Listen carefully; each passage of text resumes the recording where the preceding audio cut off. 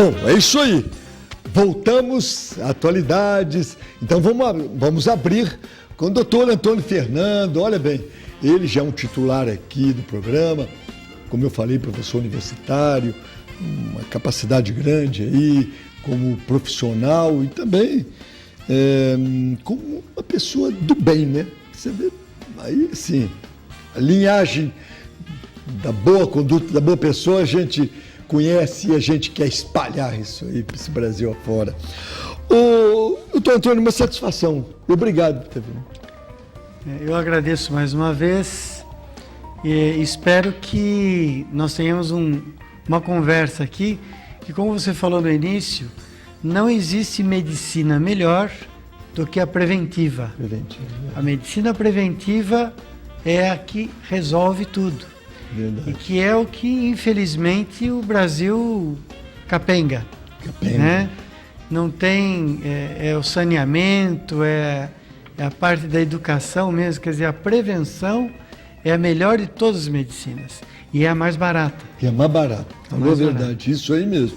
Olha bem, nós vamos falar de assuntos, são doenças inflamatórias aí no inverno, né? Muito comum. Eu queria começar perguntando, doutor Antônio, o seguinte, gripe, resfriado, as pessoas ficam preocupadas com isso. Eu vacinei, agora estou com gripe ou é um resfriado.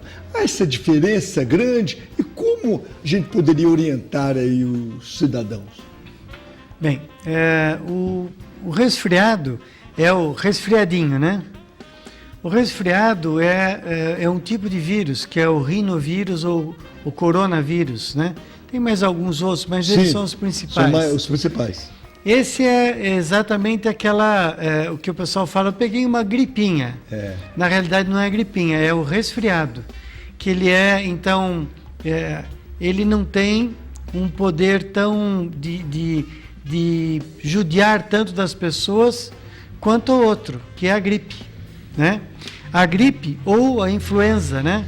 A influenza que é o nome do bichinho. Bichinho, isso. Que é isso que nós estamos vendo aí com as epidemias todas. Então, o influenza é a gripe. A gripe é aquela que o estado geral da pessoa fica bem comprometido, né? Ele tem todas aquelas alterações para a parte respiratória, pulmonar, e é a doença que pode se agravar e ter várias outras complicações. Agora, a vacina previne a gripe. A vacina ela é feita exatamente para o influenza A, B, né? E ela vem para minimizar o estrago do vírus. Sim, tá certo. Né? Para vocês terem ideia, quando a gente fala de influenza, né? Então a influenza o que é? É o bichinho que deu aquela tal da gripe espanhola. Sim, que os jovens que estejam escutando aqui talvez não tenham notícia disso. Então assim, na Primeira Guerra Mundial morreram 8 milhões de pessoas. A gripe espanhola, por que espanhola? Porque ela aconteceu o surto maior na Espanha. E ela chegou a matar de 20 a 40 milhões de pessoas. Quer dizer, matou mais do que aquela guerra que foi super cruel, né? Então, esse vírus, o influenza, ele tem a capacidade de mudar de tempo em tempo. E quando ele muda, ele faz esses estragos que nós já ouvimos. Então, teve a espanhola, depois teve a asiática, tem a gripe aviária, né? A aviária, ela fez um estrago muito grande, que ele foi transmitido na Europa, tiveram os patos, tiveram as galinhas, quer dizer, teve que acabar com uma parte desses bichos, porque eles estavam tendo o quê? Eles não ficavam doentes, mas eles faziam a modificação do bichinho dentro deles. E o ser humano, ele pegava essa doença e tinha complicação grande. E a última que nós tivemos agora, que é a tal da suína. Né? Quer dizer, ela foi chamada de suína, mas na realidade não é que o porco era doente. é que no porco é que houve a mutação desse vírus. E este é o grande problema da gripe, que ele muda de ano a ano. Por isso que a gente fala da vacina anual. Verdade. Porque ela tem um tempo para você fazer o anticorpo. E ela dura por volta de 12 meses. 12 meses, olha aí. Bom, vocês viram, essa diferença é importante. Agora, só complementar essa questão de gripe e resfriado, as pessoas às vezes costumam se automedicar e às vezes lançam mão de até antibiótico. Então, eu queria, Dr. Antônio, pudesse falar, isso aí é o nosso telespectador, para os cuidados e sempre procurar um especialista, um médico, para verificar essa questão. Então, assim, quando nós falamos de pessoas na média idade que não tenham doenças importantes, né? Que não tenham uma debilidade maior, o diabético descompensado, ou a pessoa que tem um enfisema pulmonar, aquele fumante, né, que estragou o pulmãozinho dele, né? Então, se nós não temos estas complicações, né, normalmente esse vírus ele tem um tempo de vida. E ele entra no organismo, faz o estrago dependendo de como esteja a resistência desse indivíduo e vai embora. Então, o que nós precisamos para esta fase? Nós precisamos de muita hidratação, muita e uma boa alimentação, e é óbvio para os jovens, né? A balada, o corpo precisa de dar um tempinho. Você precisa de dar uma força para que ele consiga recuperar da agressão que ele está recebendo. Verdade. Tanto que a vacina ela é mais recomendada para as crianças na baixa idade e para os idosos. Por quê? A criança na baixa idade, a imunidade dela não está tão pronta ainda.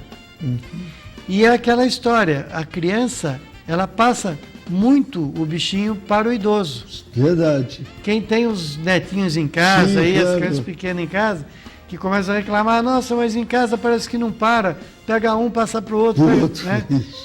Realmente, porque eles são um laboratóriozinho lá que os bichinhos ficam brincando lá e ficam passando para as pessoas.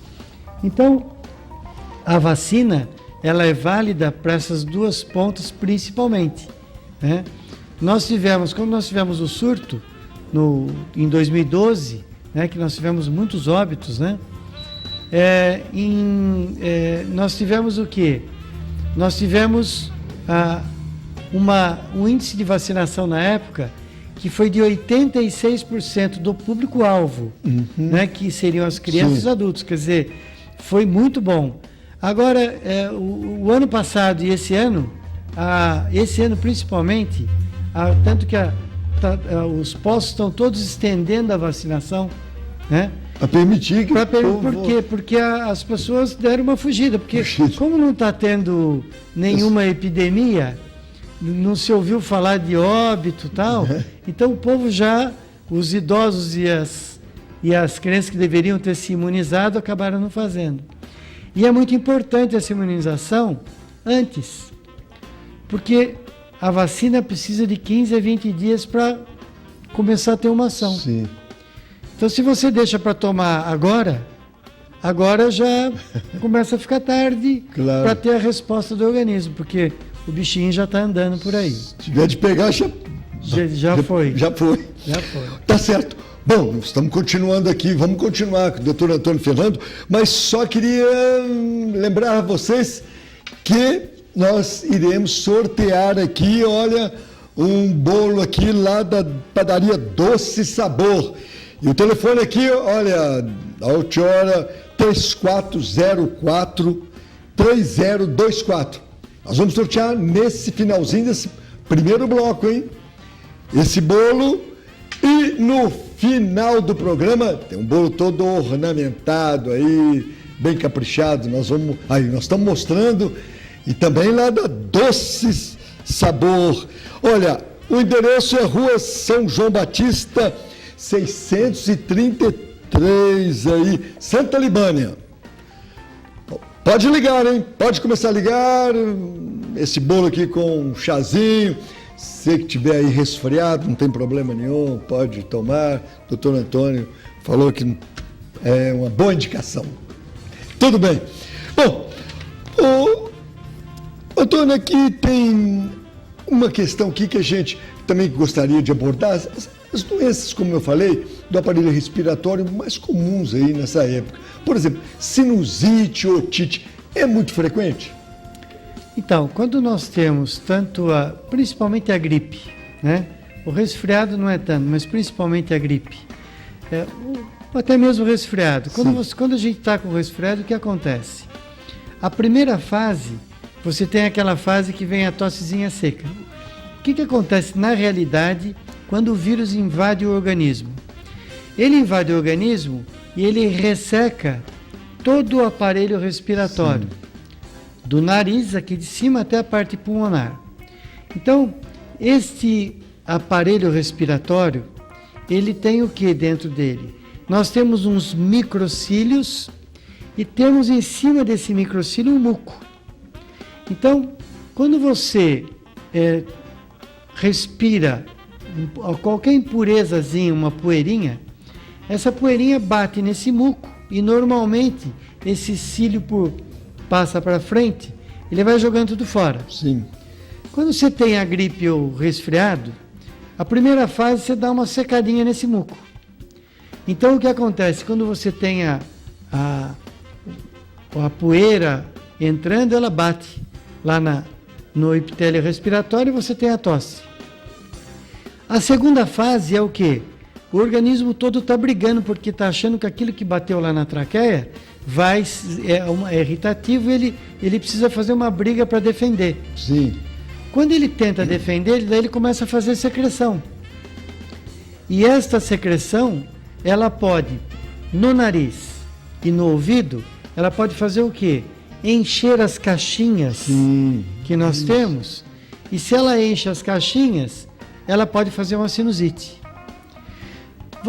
Uma boa parte das pessoas que teve gripe já teve aquela sensação do ouvido fechado. Fechado, verdade. Que é quando você tem o líquido atrás do tímpano e aí o tímpano não vibra. Por isso que a audição diminui. Uhum. Então, se você não hidrata, por isso que a gente sempre fala.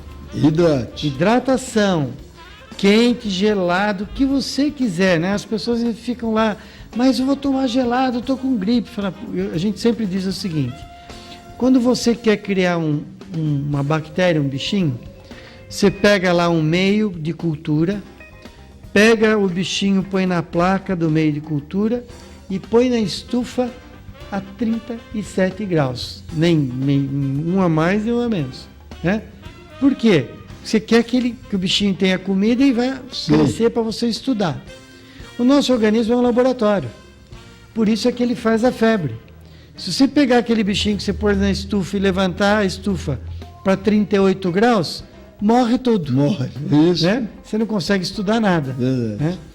Então, o líquido vai fazer o quê? Na primeira fase, ele vai fluidificar a secreção. Então, aquela parede que estava seca, então ele vai melhorar. É por isso, se vocês já prestaram atenção, que se você tomar um banho bem quente, ou se você pegar uma canequinha com um filtrinho em cima e ficar cheirando vapor, você vai ver que abranda a tosse. Por quê? Porque você defendeu aquela parte respiratória que estava sendo atacada. A mesma coisa é com o líquido naquelas caixinhas que nós falamos. Se você fluidificou esse líquido, você vai conseguir que ele seja expelido. Sim, verdade. As pessoas chegam assim, a secreção está amarelada, está verde, espessa. Está faltando líquido. Se ela tivesse bem fluida, ela não iria estar mudando de cor. Mudando de cor é porque os bichinhos estão se aproveitando daquilo. Sim. E estão enchendo as caixinhas para fazer, então, ou a otite, ou a sinusite, ou a pneumonia. Verdade, é isso aí. Olha aí, bem explicado. Agora, outra coisa, Antônio, a rinite nessa fase, assim, nesse período, também é muito prevalente? Então, nós temos no Brasil, nós não temos a sazonal, né? É porque a rinite sazonal é aquela do feno. Sim. Ou febre do feno, que é chamado, que é fora daqui. Sim. Né? No sul, tem muito do pólen. Do pólen, verdade. Então, só que esta rinite, ela ocorre mais entre a primavera e o verão, que é quando então o pólen está mais no ar. Então, olha aí. as pessoas que têm a hipersensibilidade ao pólen, eles desenvolvem uma rinite nessa época. Agora, o alérgico é que tem que se cuidar. Ele tem que se cuidar o ano todo. Verdade, não é só agora. Não é só agora. A gente sempre brinca com os pacientes, fala o seguinte: você vai usar esse remédio? Ele fala assim, até quando? Eu falo assim, até quando você vê na mídia que o Projeto Genoma achou gene de alergia. Tá certo, olha. Aí nós vamos lá no genzinho, dá uma parafusadinha nele e você deixa de ser hiperreator. Sim, verdade. Enquanto isto não ocorrer, tem que usar medicaçãozinha preventiva. Porque o que acontece, principalmente nesta época da entrada do inverno, para o alérgico, né? Então é assim, ele chegou em casa, estava mais frio do que o normal, ele foi no guarda-roupa, pegou aquele cobertorzinho que está estava tanto tempo guardadinho lá, né? Aí ele fala no outro dia, eu estava lá no ar-condicionado, o ar-condicionado me deu... Na realidade, foi aquela blusa guardada, verdade, olha aí. Aquele cobertor guardado, aquela reunião fechada, que as pessoas estavam em volta dele, tiraram uma blusinha com mofo e passaram um perfuminho para disfarçar, né?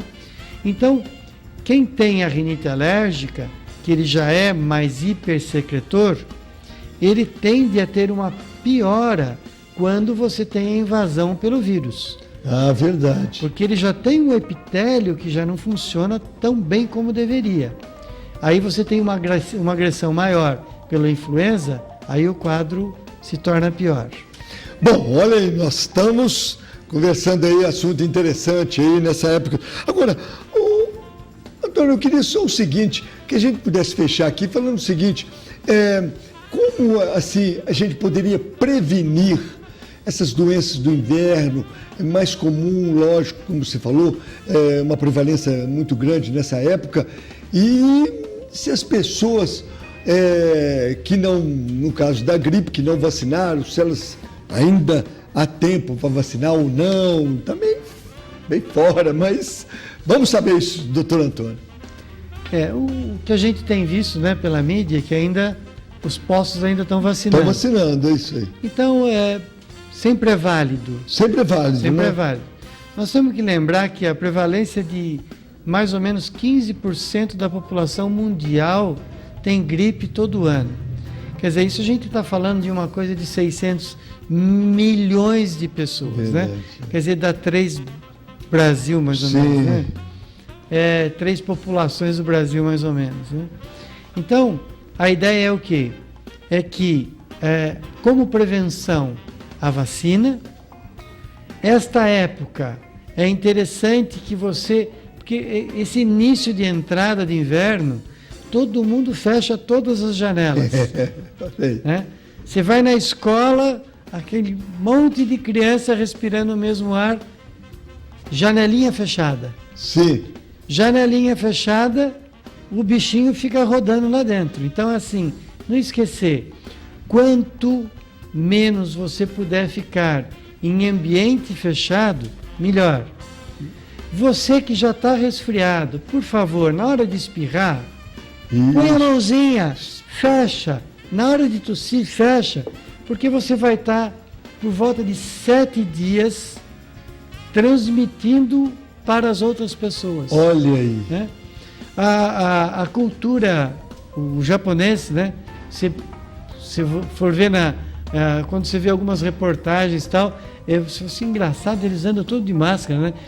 É o respeito ao outro. Ao outro, verdade. Quando isso. eles têm a gripe, eles sabem que eles irão transmitir, então eles colocam máscara para sair na rua, para ir no trabalho, quer dizer, para evitar o máximo possível a transmissão do bichinho. Agora, assim, as pessoas às vezes estão aí com uma gripezinha, tá com dores, etc. O analgésico, pode-se tomar um analgésico, deve tomar, ou de cara deve já procurar um profissional para ser medicado corretamente? Nós não estamos em surto da gripe do H1N1. Não estamos, isso. Então, o processo, nós temos que lembrar que o processo viral, que o vírus tem um tempo passando dentro do corpo, para daí ele faz o estraguinho dele e vai embora. Vai embora. O que nós precisamos? É exatamente isso, são os sintomáticos, né?